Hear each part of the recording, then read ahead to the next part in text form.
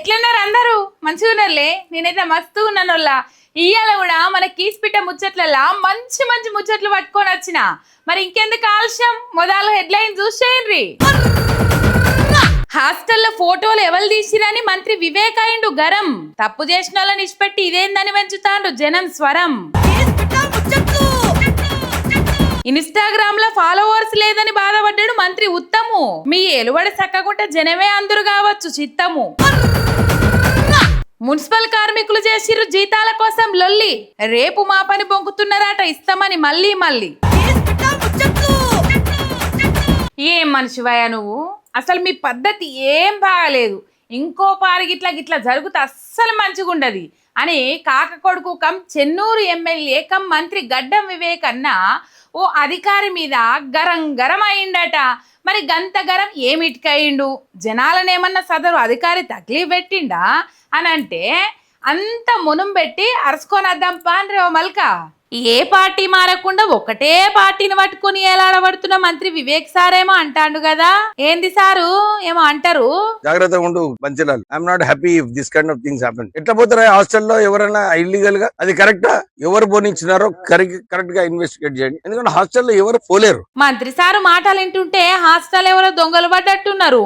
అందుకే ఇటువంటి ఇంకో పారు జరగొద్దు అని పోలీసులకు వార్నింగ్ ఇస్తుండేమో అని అనుకునేరు. ఆడంతా సీన్ ఏం లేదు. ఇక అసలు ముచ్చట్లకు పోతే మొన్న చెన్నూరు మైనార్టీ హాస్టల్లో పొలగాండ్ల కారం పొడేసి బువ్వ పెట్టిరని ముచ్చట ఎరుకున్నదే కదా. ఆ ముచ్చట మీద సోషల్ మీడియాలో వీడియో గిర్ర తిరిగింది. ఇక సర్కార్ ఇజ్జత్ అంతా తీసింది ఆ వీడియో.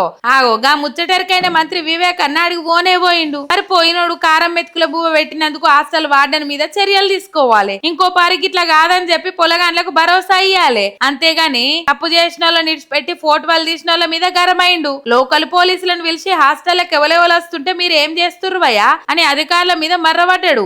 అయ్యా మంత్రి గారు, ఈ కారం మెతుకుల ముచ్చట ఒక్కటే కాదు, కామారెడ్డి జిల్లాలో అయితే ఏకంగా ఫుడ్ పాయిజన్ అయింది. బీర్కూర్ పూలే హాస్టల్ మధ్యాహ్నం బువ్వ తిన్న 12 మంది పిల్లగాన్లు ఆయమాయే చేసిండ్రు. మరి ఆ వీడియోలు తీసిన వాళ్ళ మీద సుత చర్యలు తీసుకుంటారా ఏంది సారు? లాపర్వా సర్కారు బల్ల కోసం కోటాను కోట్ల రూపాయలు ఖర్చు పెడుతున్నామంటారు. హాస్టళ్లలో చూస్తే కనీసం కూరేసే దిక్కు లేకపాయే. ఎంతసేపు కోట్ల ముచ్చట తప్పితే జనాలను ఉద్ధరించింది లేదు అని తిట్టబట్టిరు ఈ ముచ్చట చూసిన జనాలు.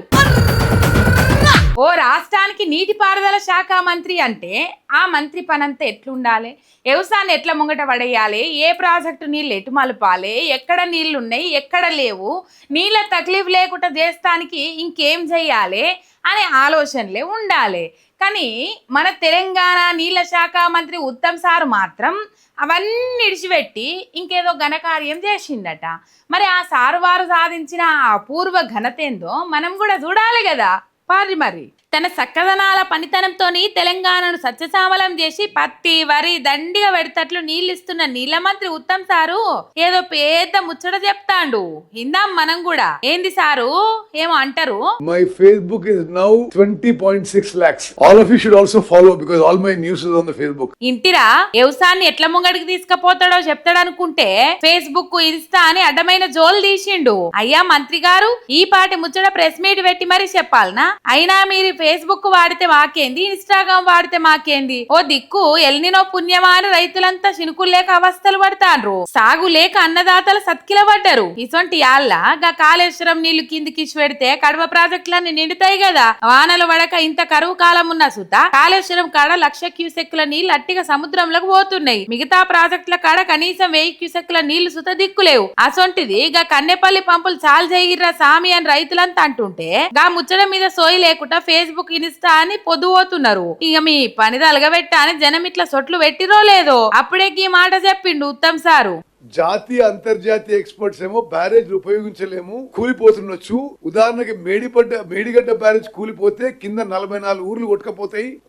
భద్రాచలం టౌన్ కొట్టుకపోతుంది, భద్రాచలం గుడి కొట్టుకపోతుంది. ఇంటిరా ఇక మంత్రి ముచ్చట్లకు అటు మాజీ కరెంటు మంత్రి జగదీష్ అన్న ఏమని కౌంటర్ ఇచ్చిండో చూడుండ్రి. ఏదో ప్రాజెక్టు ఏదో కొట్టుకుపోతుంది ఏదో అవుతుంది అని దానికి మేము బాధ్యత వహిస్తాం. బీఆర్ఎస్ పార్టీ బాధ్యత తీసుకుంటుంది. ప్రభుత్వానికి ఏం రాసేయాలో రాసిస్తాడు కేసీఆర్, మీకు అండర్టేకింగ్ రాసిస్తాడు. ఏ చిన్న బ్యారేజ్ కి ప్రమాదం జరిగినా ఇవాళ పంపులు ఆన్ చేస్తే దానికి బీఆర్ఎస్ పార్టీ కట్టుబడి ఉంటుంది. కేసీఆర్ బాధ్యుడు అవుతాడు, కేటీఆర్ బాధ్యుడు అవుతాడు. అది పంపులు చాలు చేసి నీళ్లు సాతగాక పనికి మాలిన సాకులు చెప్తారు సర్కారోళ్ళు. ఒకవేళ నీళ్ళు ఇచ్చిర్రే అనుకో, రైతులు పంటలు వేస్తలేరు. పంటలు వేస్తే యూరియా డిఏపి ఇయ్యాలి, అదో ఖర్చు. మీదంగా పండిన పంటలు కొనుడు, దానికి మద్దతు ధర మళ్ళా అదో ఖర్చు, దానికి తోడు బోనస్లు. ఇవన్నీ ఎందుకు? ఊకే 2.5 ఏళ్ళు ఎట్లనో గట్ల కండ్లు మూసుకుంటే అయిపోద్ది కదా అనేది సర్కారోళ్ళ ఆలోచన. అందుకే ఊర్లు మునుగుతాయి, చెర్లు మునుగుతాయి అని చెప్పి టైం పాస్ చేసుడు తప్ప ఎగస్పాటోళ్ళ మీద ఉన్న కోపాన్ని రైతుల మీద చూపిస్తాంది సర్కారు అని తిట్టుకుంటారు ఈ ముచ్చట చూసిన జనాలు. మరి ఇక వానలు జాడలేని టైంలో వ్యవసాయాన్ని ఎట్లా ముంగటేస్తారో ఏమో గాని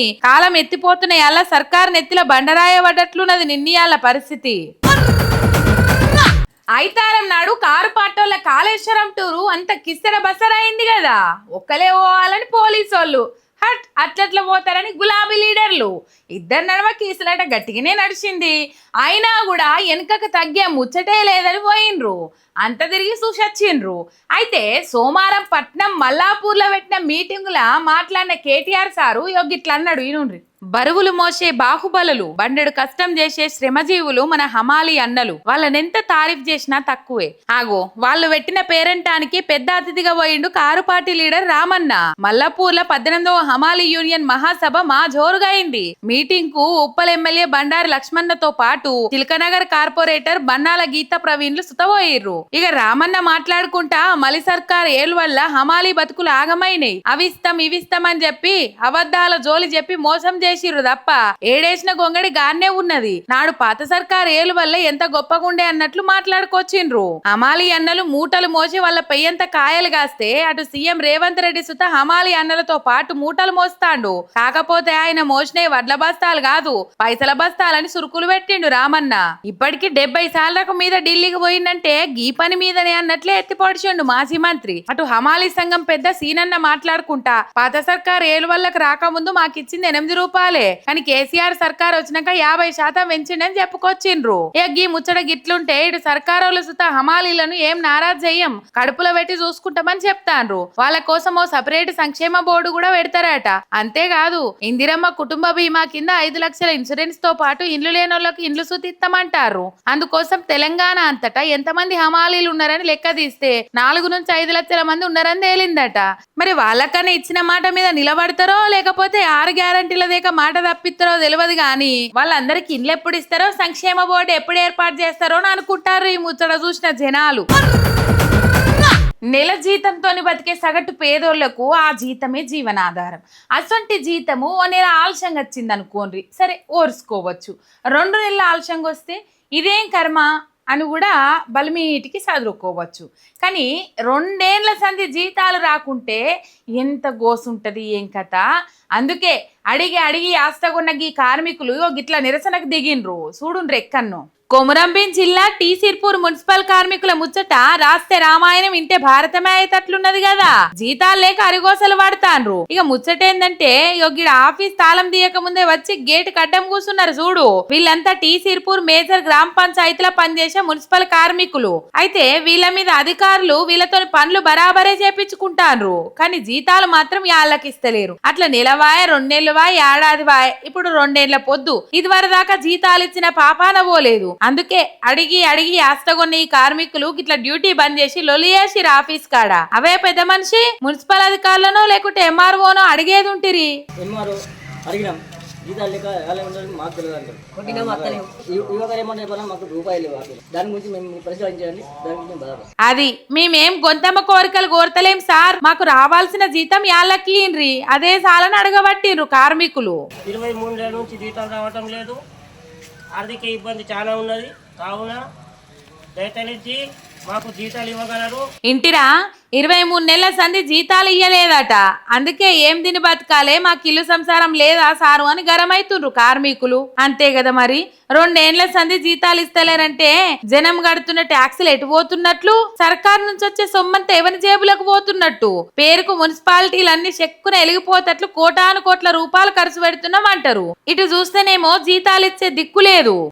మీరు ఎంత లొల్లి చేసినా ఉత్తదేనే అన్నా, మంత్రులు ఒక్కొక్కరు వాళ్ళ బిల్డప్లు చూపించుకోనికి కోట్లు కోట్లు ఖర్చు పెట్టి గాలి మోటార్లలో తిరుగుతారు. మీకు జీతాలు ఏడంగిస్తారు? బల్లె బోర్డు మీద రాసే షాక్ పీసులకు పైసలు లేవు, మీకు జీతాలు ఏడుకెళ్ళి ఇస్తారు. హాస్టళ్లలో పూలగాన్లకు కూడా కారం పొడేసి పెడతాండ్రు బువ్వా, మీకు జీతాలు ఏడంగిస్తారు చెప్పుండ్రి. ఇట్లా చెప్పుకుంటూ పోతే మస్తుగున్నాయి. లేవు అనుకుంటేనే ముఖ్యమంత్రి 100 కోట్లు పెట్టి కొత్త బిల్డింగ్ కట్టుకున్నాడట. ఇక వాళ్ళకు విందులకు విలాసాలకు మంచిగానే ఖర్చు పెడతారు గాని గిట్లా కష్టం చేసుకుంటా రెక్కలు ముక్కలు చేసుకుంటున్న ఈ కార్మికులకు జీతాలు ఇచ్చేందుకైతే శాతనైతే లేదు. ఇక మరి 23 నెలల జీతాలు ఎప్పుడు ఇస్తారో ఏం కథనో చూడాలే. ఇగో ఇవాళ ఇలాంటి మన కీస్ పిట్ట ముచ్చట్లు ఎట్లున్నాయి, మస్తుగున్నాయిలే. మలసేటప్పుడు ఇసంటి ముచ్చట్లే పట్టుకొని వస్తుంది మీరేక. అంతవరకు మీరు చూస్తానే ఉండండి మీ ఎంఆర్ మీడియా తెలంగాణ. చూస్తూ ఒక్క సబ్స్క్రైబ్ చేసుకోండి. శనార్థి.